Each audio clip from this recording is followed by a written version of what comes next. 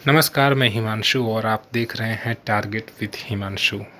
इस वीडियो में हम परिषदीय शिक्षकों के लिए महत्वपूर्ण शिक्षक हस्त पुस्तिकाओं पर चर्चा करेंगे। हाल ही में आप सभी की नियुक्ति हुई है, 69,000 पदों के सापेक्ष भर्ती हुई है। एक नया जोश है, नया उमंग है और सरकार की अपेक्षाएं भी हम सभी से हैं कि हम बेसिक शिक्षा विभाग को ऊंचाइयों पर ले जाएं और जो प्राथमिक विद्यालयों में पढ़ने वाले गरीब बच्चे हैं उन तक क्वालिटी टीचर प्रोवाइड करा सके, सरकार की ये मंशा है। इसी क्रम में शिक्षक हस्त पुस्तिकाओं का भी निर्माण किया गया है जो शिक्षक को खासकर से हेल्प करती हैं किस प्रकार से बेहतर माहौल बनाया जाए, किस प्रकार से बच्चों को शिक्षा दी जाए, बेस्ट कंटेंट प्रोवाइड किया जाए। तो इस वीडियो में हम आज शिक्षक हस्त पुस्तिकाओं पर ही चर्चा करेंगे। यह बेसिक है। आप टीचर हैं बेसिक शिक्षा विभाग के, तो आप जब किसी ऐसे बच्चे से मिलते हैं 1 में या 2 में, तो वह शुरुआत कर रहा होता है, वो उसका अर्लियर स्टेज है स्टडी का, और ऐसे में अगर उस समय लापरवाही बरती जाए तो उस बच्चे के लिए घातक साबित होगा और वो आगे भी जाकर कमज़ोर हो जाएगा अगर वो पहले उसको अच्छे तरीके से शिक्षा न दिया जाए। इस बात पर सरकार का ध्यान गया और उस वजह से सरकार प्रयास कर रही है। तो हम सिर्फ इसलिए नहीं इस बात को समझेंगे कि अधिकारी आ रहे हैं, उच्च अधिकारी आ रहे हैं और हमसे पूछेंगे इन हस्त पुस्तिकाओं के बारे में तो हम क्या जवाब दें, बल्कि हमारी एक जिम्मेदारी भी है कि हमें इसका अच्छा नॉलेज हो और उसको हम वाइल टीचिंग अप्लाई कर सकें। ठीक है, 3 प्रकार की पुस्तकें हैं। सबसे पहले तो यही, क्योंकि आपसे पूछा भी जाएगा और मैं आपको बोल रहा हूँ कि आपके लिए इम्पोर्टेंट भी है, हम सभी के लिए। कौन कौन सी 3 हस्त पुस्तिकाएं हैं? तो एक आधारशिला है, एक ध्यानाकर्षण है और एक शिक्षण संग्रह है। ये 3 किताबें महत्वपूर्ण हैं जो कि हस्त पुस्तिकाओं के अंतर्गत रखी गई हैं। ठीक है, ये सारा जो कार्यक्रम चल रहा है बस बेसिक शिक्षा को ऊंचाइयों पर ले जाने का, और मुख्य रूप से ये है कि बच्चों को क्वालिटी कंटेंट मिले। और आप लोग तो ऑलरेडी क्वालिफाइड हैं, 2 एग्ज़ाम क्वालिफाई करके आए हैं। ठीक है, यूपी टेट और उसके बाद फिर ये शिक्षक भर्ती। तो थोड़ा सा जानकारी हम बढ़ा लेते हैं अपना। आधारशिला क्या है, ध्यानाकर्षण क्या है और शिक्षण संग्रह क्या है, क्योंकि ये प्रश्न अक्सर पूछे जाते हैं। सबसे पहले तो हम ध्यानाकर्षण पर बात कर रहे हैं। क्या उद्देश्य है? अगर सरकार हर टीचर को ये बुक दे रही है, ये 3 बुक आपको लेना अनिवार्य है, मतलब ले लीजिए ताकि आपको पढ़ाते समय से हेल्प मिले। ठीक है, अगर आपके विद्यालय पे नहीं है तो अपने ब्लॉक पर संपर्क करिए, संबंधित खंड शिक्षा अधिकारी की ये जिम्मेदारी है कि ये बुक्स आपको प्रोवाइड कराएं। ठीक है, तो मैंने पहले बताया आपको 3 बुक्स हैं, ध्यानाकर्षण है, आधारशिला है और शिक्षण संग्रह है। सबसे पहले आप ये सोचेंगे कि इस किताबों का क्या उद्देश्य है। देखिए, पहले के शिक्षक कैसे पढ़ाते रहे हों और वर्तमान समय में कैसे पढ़ाई हो रही है, दोनों में अंतर है। अभी पहले का ज़माना नहीं है कि बच्चों को 1 से 100 तक गिनती लिखने के दे दिया और उसके बाद वो बैठे हुए हैं घंटे 2 घंटे तक, और फिर किसी को 2 अंक का 3 अंक का गुणा लिख कर दे दिया। अब क्या है, इस प्रकार से नहीं, बल्कि एक प्लानिंग के अकॉर्डिंग चलना है। और उसी क्रम में ये 3 पुस्तिकाएं आपके लिए बहुत इम्पॉर्टेंट हैं।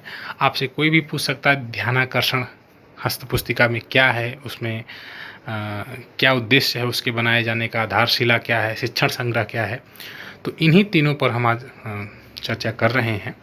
ध्यानाकर्षण पर हम बात कर रहे हैं। इसका निर्माण इस उद्देश्य से किया गया है कि शिक्षक उन बच्चों की भी सीखने में विशेष मदद करे जिन्हें शिक्षकों के मदद की विशेष आवश्यकता है, बहुत आवश्यकता है। आप देखते हैं कक्षा 1 में अगर बच्चा जाता है तो हो सकता है कि वो कभी पढ़ा ही ना हो। उसे कुछ बच्चे ऐसे हैं जो 1 में आते हैं जिनको पहले से ही ABCD Z तक आ रही है, वो पहले ही ओरली ABCD आपको सुना देते हैं। कुछ बच्चे ऐसे हैं जिन्हें आपके मदद की ज़रूरत है, जिन्हें A बनाने भी नहीं आता, जिन्हें ठीक से पेंसिल पकड़ने भी नहीं आता। तो ये जो ध्यानाकर्षण है, इसका निर्माण इसी उद्देश्य से किया गया है। मेरी बातों को ध्यान से समझिएगा, 4-5 मिनट और लगेंगे तीनों चीज़ों को समझने में। कि भाई इस उद्देश्य से इसका निर्माण है कि शिक्षक उन बच्चों की मदद करे जिन्हें आपकी विशेष रूप से ज़रूरत है, और बच्चों के जो चिन्हांकन है, वर्गीकरण है और विभिन्न प्रकार की शिक्षण तकनीकी है बच्चों को इस प्रकार से बताया जाए, उसका उल्लेख इस किताब में किया गया है। ठीक है, और दूसरी जो किताब है वो आपकी है आधारशिला।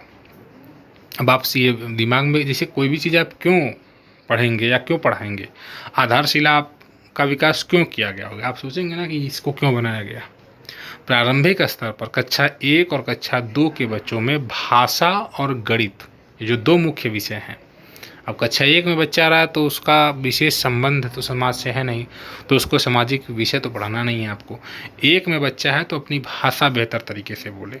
भाषा और गणित विषयों को किस प्रकार से रोचक तरीकों से और किस प्रकार से गतिविधि के आधार पर शिक्षण कराया जाए, इन सब की बात उसमें की गई आधारशिला हस्त पुस्तिका में। ठीक है। अभी एक बच्चा मेरे सामने आया था, वो भोजपुरी में बात कर रहा था, तो मैं भी उससे भोजपुरी में बोल रहा था। तो एक लोगों ने मेरे वीडियो पे कमेंट किया कि यार आप उससे खड़ी भाषा बोलिए, आप उसको भोजपुरी बोल रहा है तो आप भी क्यों बोल रहे हैं। तो पहले बच्चा आ रहा है तो पहले हमें उसके लैंग्वेज पर जाना, ये नहीं कि उसको पहले हम सिखाने ही लग जाएं।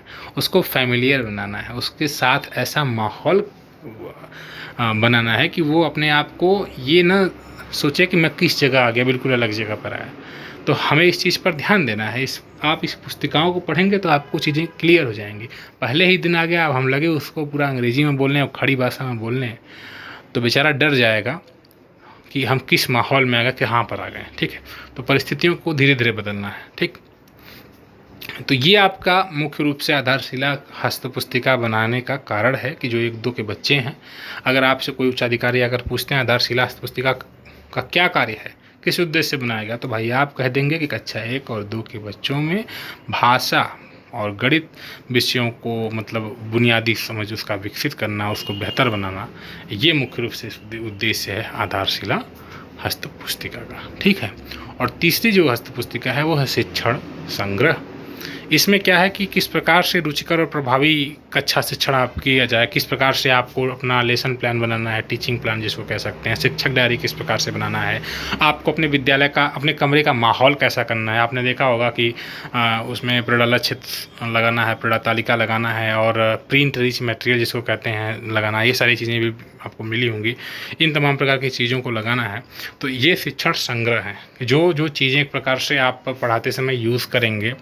जैसे एक हमारे विद्यालय में भी मिला था, उसमें मतलब एक बॉक्स में तमाम प्रकार की चीज़ें ऑब्जेक्ट थी छोटी छोटी, जैसे कुछ स्क्वायर टाइप में थे, कुछ क्यूब थे, कुछ सर्कुलर थे। तो वो तमाम प्रकार की चीज़ें थी और कुछ रस्सी हैं, रस्सी के सारे छोटा बड़ा दूर पास और भी तो बहुत चीज़ों को हम सिखा सकते हैं। ठीक है। तो इसका जो पूरा का पूरा मतलब ये चीज़ है, ये शिक्षण संग्रह के अंतर्गत आता है।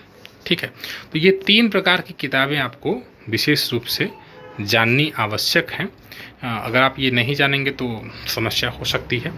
ये तीनों किताबों का आप नाम याद रख लीजिए, आधारशिला, ध्यानाकर्षण और शिक्षण संग्रह। ये वीडियो सीरीज जारी रहेगी, बहुत लंबा वीडियो नहीं करेंगे बिकॉज ये आपको बोरिंग लगने लगेगा। इन तीनों पर हमने आज बात की। वीडियो कैसा लगा ज़रूर बताइएगा कमेंट करके, और इस प्रकार के मटेरियल्स और चाहिए तो आप कमेंट करिए, हम आपको और प्रोवाइड करेंगे। जुड़े रहें और शिक्षक साथियों से शेयर ज़रूर किया करिए। धन्यवाद।